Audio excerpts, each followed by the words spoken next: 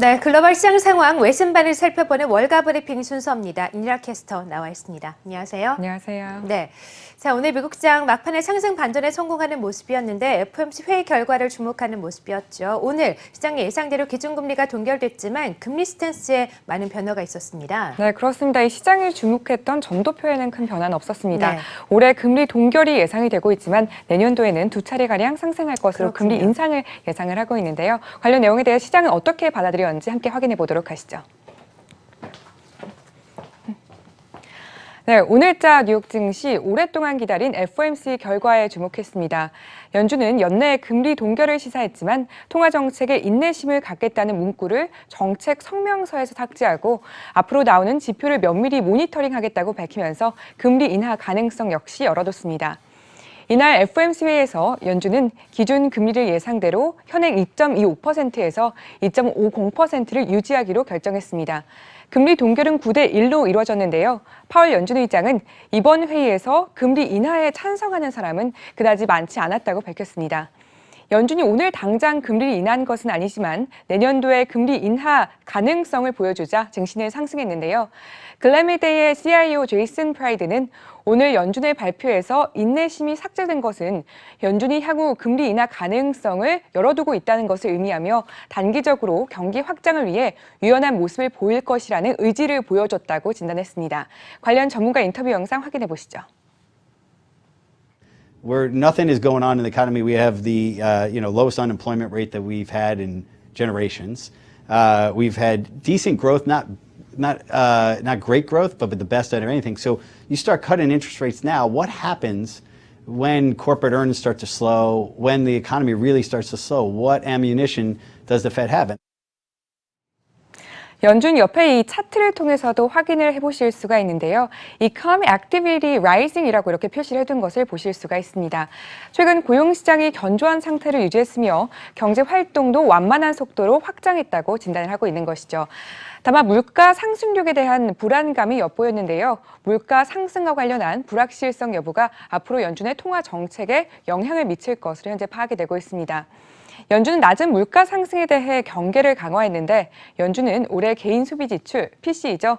PC 물가 상승률 예상치를 1.8%에서 1.5%로 내려잡았고 내년 전망치도 1.9%로 하향 조정했습니다. 연준이 주목하는 근원 PC 물가 상승률 전망치도 올해 0.2%포인트가량 낮추는 모습을 보였습니다. 연준의 경제 및 통화 정책에 대한 전망은 크게 변하지 않았는데요. 올해 국내 총생산, 그러니까 GDP죠. GDP 성장률 전망치를 2.1%로 유지하고 내년 성장률 예상치는 1.9%에서 2.0%로 올렸습니다. 실업률 전망치는 올해 3.7%에서 3.6%, 2020년 3.8%에서 3.7%로 각각 하향 조정했습니다.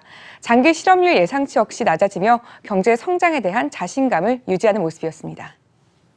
네, 그렇습니다. 미국의 연방준비은행 금리 인하 가능성을 시사하면서 시장에 안도감을 주기는 했지만 그래도 미국 경기에 대한 자신감은 잃지 않고 보여줬습니다. 자, 특히나 이번에 주목이 됐던 것이 FOMC 회의 직후 열린 파월 의장의 기자회견이었는데 특히 그동안 파월 의장과 트럼프 대통령 갈등 소리 좀 많이 나왔기 때문에 그가 또 자신의 임기에 대해서도 한마디 덧붙였다고 하죠. 네, 그렇습니다. 네. 파월 의장은 임기를 채울 것임을 강조하면서도 네. 시장 달래기에 집중하는 모습이었습니다. 둘 다 함께하려니 참 바빴을 것 같은데 이 파월 의장은 올해는 금리 인하를 하지 않더라도 앞으로 금리를 인하해야 할 근거는 강해지고 있다고 밝혔는데요.